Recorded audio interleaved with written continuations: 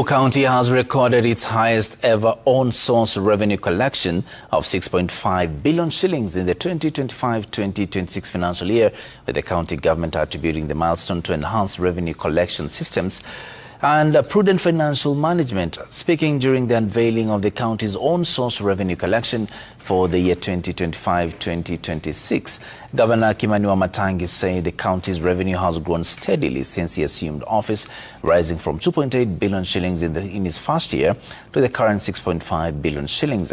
He attributed the growth to reforms in revenue collection, saying the increased funds have enabled the county to expand investment in roads, healthcare, water, markets and other public services, while reducing reliance on allocations from the national government. Asante. Thank you very much, Deputy. Now we are on a robust road program at this time to ensure that the challenges our people have been facing in having good motorable access roads, we shall not wait. We shall not sit and say that we have an excuse because the money has not been disbursed or there are issues in court and the ping pong that I've referred to between the National Assembly and other organs. We shall be responsible and do the roads that we will do because our people must see where the money is going. Ladies and gentlemen, the video clips that I have begun with, one is a video clip of the recent report from the Kenya National Treasury in regards to the economy of Murang'a County, where, as indicated, the current governor of Murang'a County has grown the Murang'a County GDP with 13% since his election into office. The other video clip is a shocking video clip of a report released today by the Kiambu County government together with the National Treasury, where, according to the latest report, the Kiambu County the county government of Kiambu collected a record of Kenya shillings 6.5 billion in own resource revenue for the 2025-2026 financial year, the highest since devolution started in 2013. Wamatangi attributed the jump to reforms like automation and better accountability without raising taxes, lifting collections steadily from 2.8 billion in 2022-2023 to 5.45 billion last year, 2025.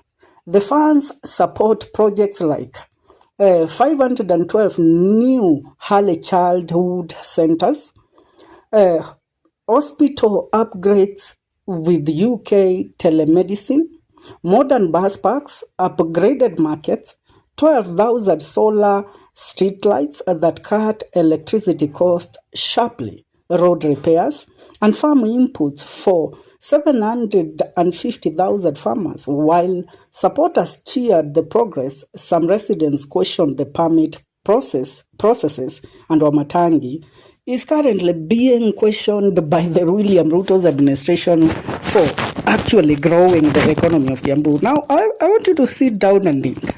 I have highlighted two people, Irungu Kangata and Kimani Wamatangi, the governor of Kiambu County. According to the report by the National Treasury of the Republic of Kenya, the report by the Kenya National Bureau of Statistics, KNBS, showed that Governor Irungu Kangata led county's economy recorded a more than 13% growth in GDP between 2023-2024 alone. Are we together? Now, ladies and gentlemen, I want you to sit down and think in this perception. These were among the key campaigners of William Rutos in the Mount Kenya region in the year 2022. These are people that have proven beyond reasonable doubt through their track record over the last 3 years that they have been in power, that actually they have delivered to their manifesto as promised to their people. Irungu Kangata he does not need to go and campaign for his re-election bid in Murang'a County. Same thing with Governor Kimani Wamatangi. Even if Kimani Wamatangi is to come with his own party or even go and run as an independent candidate, be sure that Kimani Wamatangi will be elected, even if he will be facing a DCP candidate. That is one thing that I have realized with the people of Kiambu. They are saying, we love Rigathi Gachagua, we love his party, but if they are bringing a candidate to compete against Wamatangi here in Kiambu, then that candidate, we are sorry to you that yes, we sail in the same boat of changing the government, but for our county, we know what we want, and we have the best candidate who is still in office and has served us more than even we could think of, we could think about it, and we cannot actually risk putting anybody else there apart from Wamatangi. Now, the two mentioned individuals with the high reputable track record, making, through their development projects, they have proved that devolution can actually work, and devolution was the best thing that actually Raila Amolo Odinga and the rest brought to this country through the 2010 constitution. But allow me to ask you this question.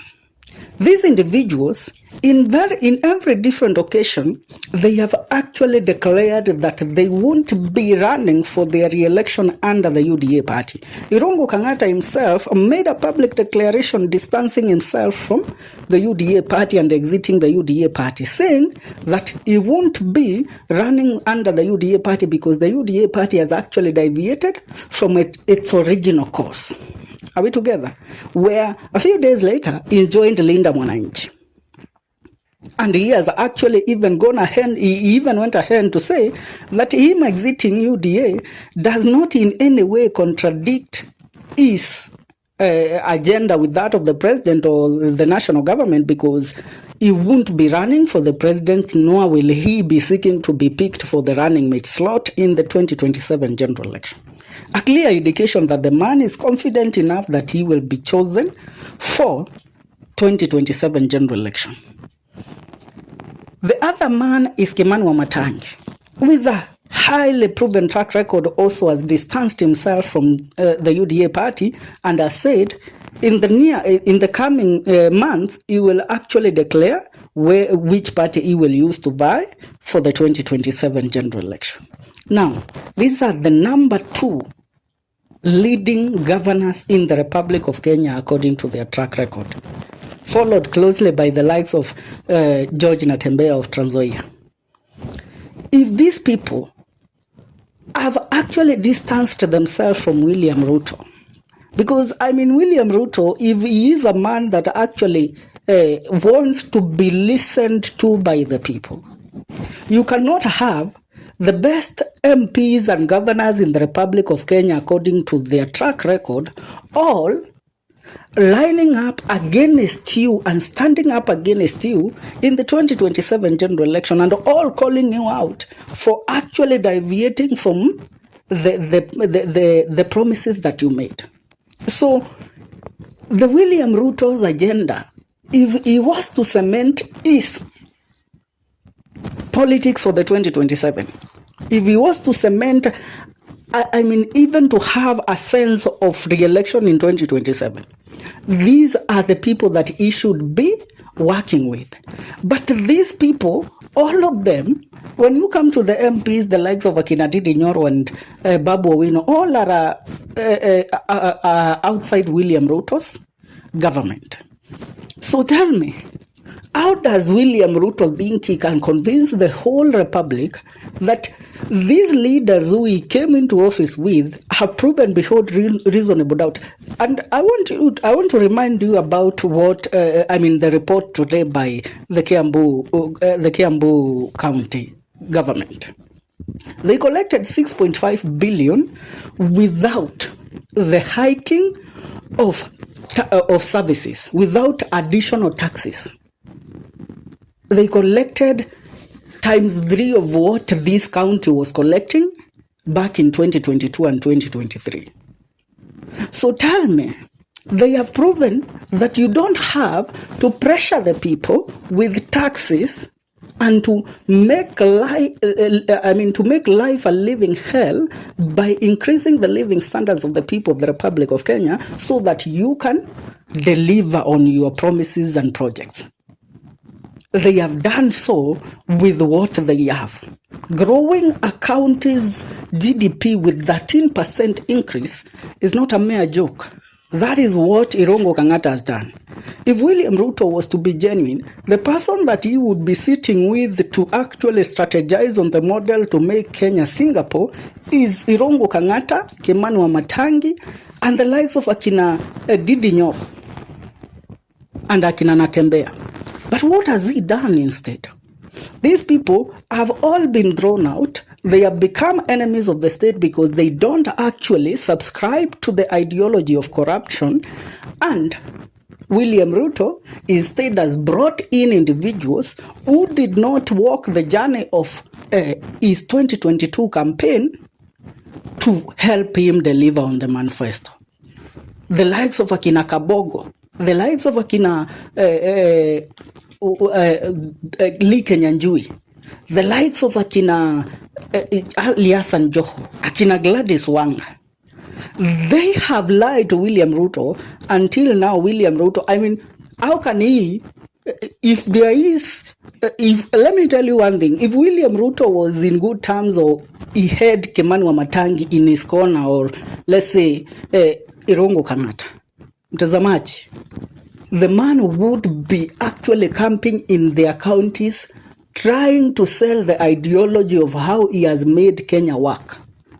But because these people distanced themselves from the Rutos politics and decided to work on their county manifesto, that is why William Ruto is persona non grata in claiming ownership of their development.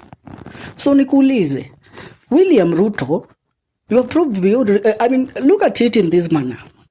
William Ruto is being lied to in Kiambu County by the likes of Akina Kimani Ichungwah, Akina Moses Kuria, that you know what? We can beat Kimani Wamatangi come the year 2027. How can you beat a track record of such a man who has ensured that there are no tax hikes, but has collected a revenue that is times 3 of what was collected before?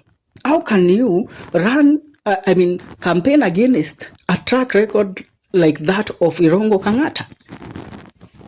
The likes of Akina Kimani Ichungwah, Moses Kuria, Elijah Kororia, and Akina Alice Nganga have been selling the ideology of William Ruto on how they can work the angles to bring the mountain into William Ruto's voting box.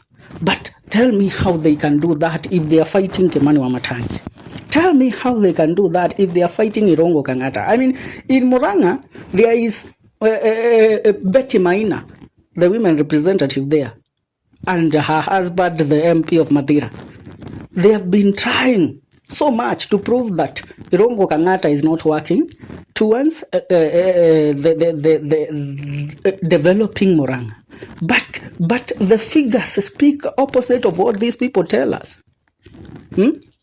So if there is a time, as one senior counsel, Ahmed Nasri Abdullahi, told William Ruto, he should avoid at every cost being associated with the members of parliament who are there to just collect money and be awarded government tenders through their proxy companies, yet he himself is trying to sell the ideology of making Kenya great, while actually those that are proving that you can actually make Kenya great without even fighting with citizens or hiking services are doing so without struggle, and they are the people that you are trusted members of parliament or trusted leaders in the region are fighting.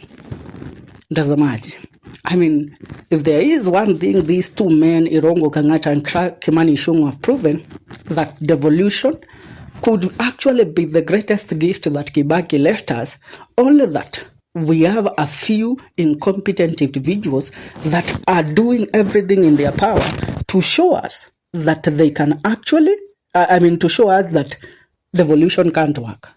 But they are doing that for their own gain, to enrich themselves and yet leave the people of the Republic of Kenya suffering. I would love to hear your take more so in regards to the recent report by the Kiambu County government. Ni hayo kwa sasa mtazamaji.